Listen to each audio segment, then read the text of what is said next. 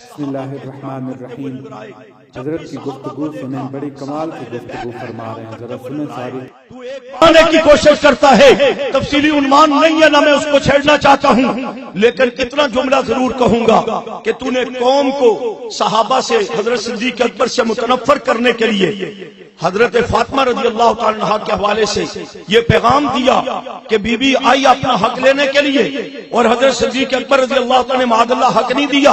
اب نوجوانوں کو پتہ نہیں ہے، بیچارے موبائل کے ساتھ کھیلتے رہتے ہیں۔ جب یہ علماء کے پاس بیٹھ کر جماعت کی تربیتی نشستوں میں شامل ہو کر علمی مذاکرے کا اہتمام کر کے تفسیر آیات صحابہ کا کورس مولانا فاروقی صاحب نے کراچی سے شروع کروایا، اس میں دلچسپی لیں گے تو چوکو چراہ میں بیٹھ کر دشمن کو منہ توڑ جواب دے سکیں گے۔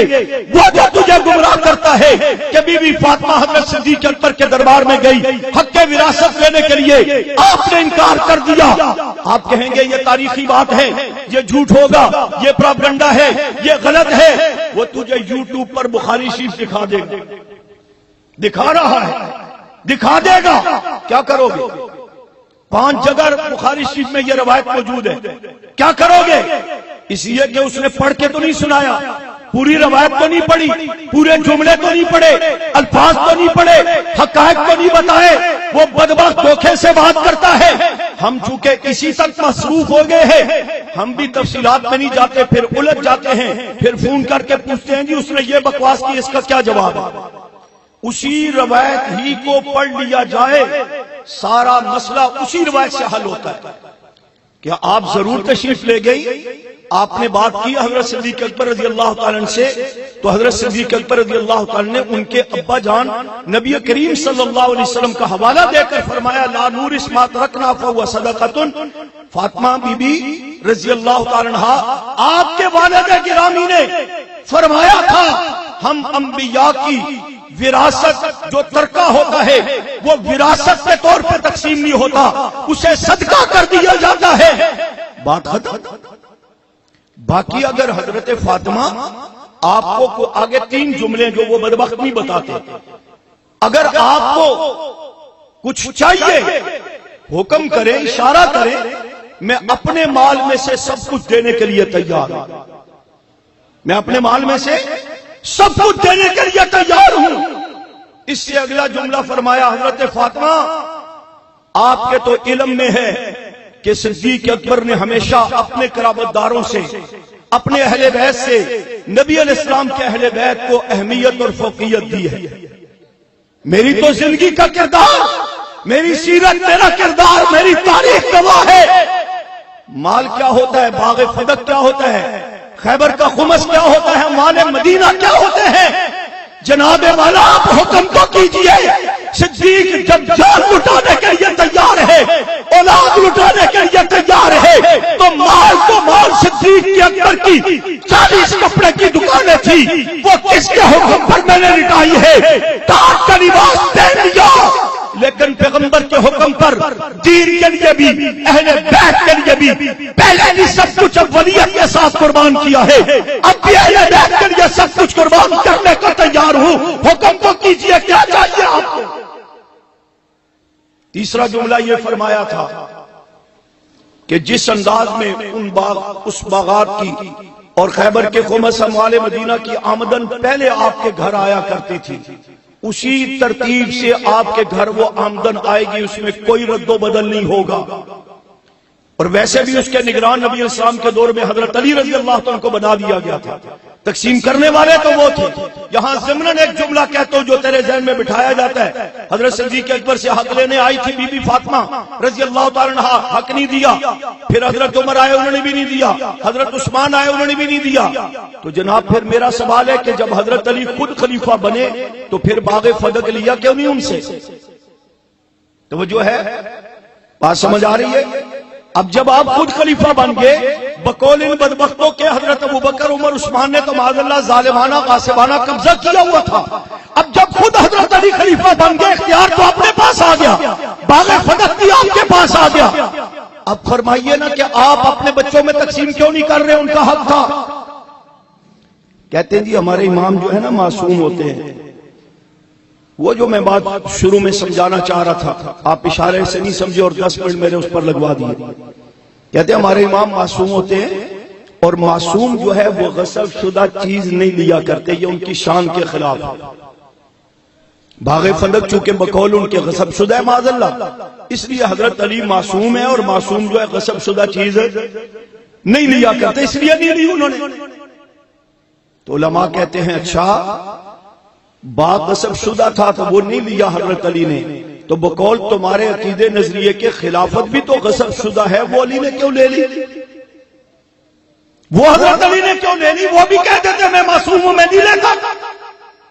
یہ ساری بدبختیاں ان کی ہیں قوم کو بیوقوف بنانے کے لیے. تو اسی روایت میں سب کچھ ہے، جس میں سب سے اہم جملہ جو میں آپ کو بتانا چاہ رہا تھا کہ حضرت صدیق اکبر فرماتے ہیں حضرت فاطمہ میں نے ہمیشہ نبی کے قرابت داروں کو اپنے قرابت داروں پر اہمیت دی ہے، اولیت دی ہے، قربان کیا ہے. جو کچھ چاہیے اب بھی میں اسی انداز میں اہمیت اور اولیت دوں گا، آپ حکم تو کیجئے. اور انہی صحابہ کی اہل بیت سے محبت، جہاں ازواج مطہرات کا خیال، ان کا احترام، ان کی ضروریات کو پورا کرنا یہ مستقل عنوان ہے. وہاں پر حضرات اہل بیت رضوان اللہ تعالی مجمعین کے لیے، نسبی اہل بیت کے لیے حضرت صدیق عمر عثمان علی طلحہ زبیر و معاویہ رضی اللہ تعالی عنہ مجمعین تک ان کے لیے وظائف، ان کی ضروریات کا خیال کرنا، ان کا احترام، یہ سب مسلمہ ایک حقیقت ہے. اتنا پیار کرتے ہیں صحابہ اہل بیت سے کہ حضرت ابوبکر صدیق جب حسن حسین سامنے آیا کرتے تھے اٹھا کر پیار کرتے تھے، ابھی وہ چھوٹے تھے، تو صدیق اکبر محبت بھرے انداز میں فرمایا کرتے تھے بیٹا تو علی کا ہے، مشابہ نبی کا ہے. اور جب حضرت عمر کا دور آیا، حضرت حسین رضی اللہ تعالی نے 22 سال حضرت عمر کے ساتھ گزارے. کئی واقعات ہیں، چادریں آئیں تقسیم ہو رہی ہیں، کوئی چادر ان کے برابر کی نہیں، چادریں ختم ہو گئی. حضرت عمر نے یہ نہیں کہا چلو خیر ہے کوئی بات نہیں پھر سے. حضرت عمر نے اسپیشل آدمی بھیج کر کے یمن سے چادریں منگوائی، حسن حسین کو زیب تن کروائی. حسن حسین مسکرائے، عمر ان کو دیکھ کر مسکرائے، دل مطمئن ہوا کہ میرے محبوب کے نواسے ہیں، یہ خوش ہیں، مسکرا رہے ہیں تو عمر بھی مسکرا رہا ہے. ان کی محبتوں کے انداز حضرت حسین سے کہتے ہیں بیٹا آپ گھر تشریف لایا کریں نا. ایک تو نبی علیہ السلام کی نسبتوں سے یہ آپ کا گھر ہے، پھر حضرت عمر کا گھر حضرت حسین کی سکی بہن ام کلثوم بنت فاطمہ کا گھر بھی تھا کہ وہ جو آپ کے نکاح میں تھی. رحماء بینہم، قرآن نے تو ان کو جوڑا ہے نا، پیار و محبت کے زاویے بتائے ہیں. تشریف لایا کریں نا. حضرت حسین تشریف لائے، دیکھا حضرت عمر کے بیٹے باہر کھڑے ہیں، اندر حضرت عمر حضرت معاویہ کو مشورہ کر رہے ہیں، تو واپس چلے گئے. ان کا جب ان کو اندر جانے کی اجازت نہیں بیٹے کو، تو مجھے کہاں اجازت ہوگی، آپ واپس چلے گئے.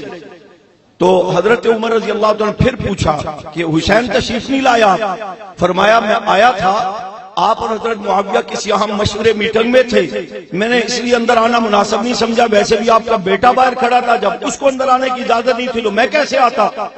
فرمایا حسین وہ عمر کا بیٹا ہے، تو فاطمہ کا لخت جگر ہے، تو علی کا بیٹا ہے. عمر کے بیٹے کو اپنے پاس اجازت لے کر اندر آنا تھا. آپ کے لیے تو میرے دروازے کھلے تھے، آپ کے لیے اجازت کی ضرورت نہیں تھی. عثمان غنی رضی اللہ عنہ کے ساتھ گزرے ہوئے لمحات پوری تفصیلات ہیں. آپ کو تو صرف حضرت حسین کے 10 دن بتائے جاتے ہیں نا، 56 سال حضرت حسین رضی اللہ عنہ کی زندگی ہے، اس کو بیان نہیں کیا جاتا. حضرت عثمان رضی اللہ عنہ کے ساتھ تقریباً 44 سال گزارے اور تقریباً 12-12.5 سال آپ نے گزارے. اور ان کی محبتوں کا انداز کے بچوں کے آپس میں رشتے بھی ہیں اور بھی واقعات ہیں. ان میں سے ایک واقعہ یہ ہے کہ دونوں حضرات حضرت عثمان حضرت حسین اکٹھے عمرے کے لیے جا رہے ہیں. رستے میں حضرت حسین رضی اللہ عنہ کی طبیعت خراب ہوگی، بیمار ہو گئے، بخار ہو گیا. تو حضرت عثمان بڑے ہونے کے باوجود، عمر میں بھی بڑے، منصب میں بھی بڑے، مقام صحابیت میں بھی بڑے، ہر اعتبار سے بڑے ہونے کے باوجود نبی علیہ السلام کے نواسے کی خدمت اور تیمارداری میں مصروف ہو جاتے ہیں. حضرت حسین نے فرمایا عثمان آپ تشریف لے جائیں عمرے کے لیے، میں ٹھیک ہو جاؤں گا. کہا نہیں جاؤں گا تیرے بغیر. پھر کہا فرمایا نہیں جاؤں گا. اور شاید یوں بھی کہا ہوگا میں نے تیرے نانا کے بغیر عمرہ نہیں کیا، تیرے بغیر کیسے عمرہ کروں گا، وہ جو حدیبیہ کے موقع پر. پھر کہا میں قسم دیتا ہوں آپ عمرے کے لیے جائیں، میں ٹھیک ہو جاؤں گا، انشاءاللہ آ جاؤں گا. تو پھر بھی یوں ہی نہیں چلے گئے. حضرت عثمان آپ کی تیمارداری اور خدمت کے لیے افراد مقرر کیے کہ ان کو کوئی تکلیف نہ پہنچے. پھر آپ نے اپنا سفر شروع کیا. حضرت علی تو ابا تھے, ان کے ساتھ بھی حضرت حسین کا وقت گزرا, بھائی حسن کے ساتھ بھی وقت گزرا, امیر معاویہ رضی اللہ تعالی کے ساتھ 19 سال گزرے. تو آج میر پور خاص کے روڈوں پر قوم کے وقوف بنانے کے لیے تاثر دیتا ہے کہ صحابہ اہل بیت میں آپس میں دشمنی تھی, معاذ اللہ نفرت تھی, دوریاں تھی, یہ تھا وہ تھا, مختلف پروپیگنڈا کرتا ہے. میں کہتا ہوں کہ یہ 19 سال 19 دن 19 مہینے ہفتے نہیں, حضرت حسین رضی اللہ تعالیٰ حضرت معاویہ رضی اللہ تعالیٰ نے 19 سال گزارے. ان 19 سالوں میں ایک لڑائی جھگڑا مکہ دھکا کسی مستند روایت سے ثابت کرو, کوئی ان میں اختلاف نہیں. قرآن نے کہا رحماء بینہم, وہ آپس میں بھائی بھائی ہیں, نرم دل ہیں, شکر و شرین ہیں, اعتماد بھی ہے, احترام بھی ہے, رشتے ناطے بھی ہے, خدمت بھی ہے, سارا سلسلہ چل رہا ہے. نبی علیہ الصلوۃ والسلام نے فرمایا تھا مجھ سے محبت کرو اللہ کے لیے, میرے اہل بیت سے محبت کرو میری خاطر. صحابہ کے لیے بھی کہا تھا ان سے محبت جو ہے میری خاطر محبت ہوگی. صحابہ نے اہل بیت سے محبت کر کے دکھائی, اہل بیت نے صحابہ سے محبت کر کے دکھائی. بعد میں آنے والی امت آج 1443واں سال گزر رہا ہے, آج تک اور انشاءاللہ قیامت تک صحابہ کو بھی اپنی محبت اور محبت کا محور اور مرکز سمجھتے ہیں, اہل بیت کو بھی اپنی محبت کا محور اور مرکز سمجھتے ہیں. نہ ہم صحابہ کے بغیر پورے ہیں, نہ ہم اہل بیت کے بغیر پورے ہیں. ہمیں دونوں سے محبت کا درس دیا گیا, دونوں کا احترام, دونوں کے نقش قدم پر چلنا سعادت ہے, ایمان ہے. آخری بات جو اصل میں وہی بات کرنا چاہ رہا تھا, تفصیل میں چلا گیا کہ نبی علیہ الصلوۃ والسلام نے ایک طرف حکم دیا کہ صحابہ آسمان ہدایت کا ستارہ ہے. حضور کے بعد تو کسی نبی نے نہیں آنا, گمراہی کا دور آئے